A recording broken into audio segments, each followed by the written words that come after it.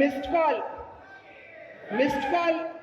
Call ఇవ్వాల్సినటువంటి number కూడా చాలా సులువు. 2024 ఎట్లాగో మనం ఇప్పుడు ఉన్నటువంటి సంవత్సరం. కాకపోతే ముందు 8800002024 వినియోగించుకోవాలి అనేటువంటి భావన. కనుకనే ఒక్కసారి మనం వెనుదిరిగి ఒక 4-5 సంవత్సరాలకి వెనుదిరిగి మనం చూసుకున్నట్లయితే కరోనా వచ్చినటువంటి సందర్భంలో ఇంచుమించు ప్రతి పార్టీ ఐసీయూలో ఉన్నదా అనేటువంటి భావన రాష్ట్రంలో కలుగుతున్నప్పుడు ఒక్క భారతీయ జనతా పార్టీ కార్యకర్తలు మాత్రమే బయటకు వచ్చి ప్రజలకి సేవ చేసినటువంటి నేపథ్యం.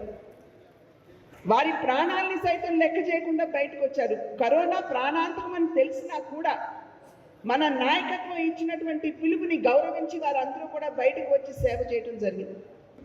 ఏనాడు కూడా భారతీయ జనతా పార్టీలో ఉన్నటువంటి కార్యకర్త 30 ఏళ్ళు 40 ఏళ్ళు 50 ఏళ్ళుగా భారతీయ జనతా పార్టీకి వారి సేవలను అందిస్తున్నటువంటి కార్యకర్తలు నాకేమిటి అనేటువంటి ఆలోచన లేకుండా, ఎటువంటి స్వలాభాపేక్ష లేకుండా భారతీయ జనతా పార్టీకి అంకితమై తన సేవలు అందిస్తూ వారి కాళ్ళు సైతం వేలాది కిలోమీటర్లు సైకిల్ మీద తిరిగినటువంటి సందర్భంలో వంకర్లు పోయాయని కూడా నాకు చెప్పినటువంటి అంశం.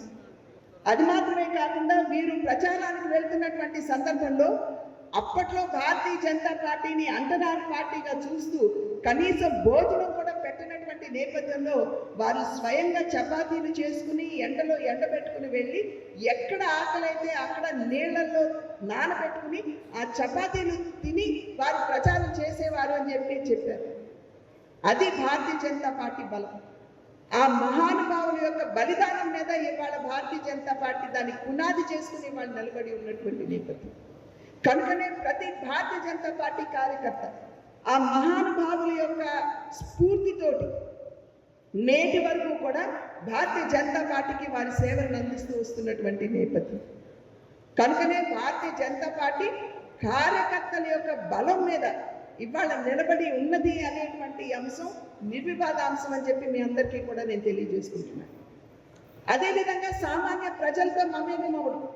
ప్రజలు సాధారణంగా ఒక పార్టీని ఆశీర్వదించారంటే ఆ పార్టీ మా ఆకాంక్షల్ని గుర్తిస్తుందా గుర్తించదా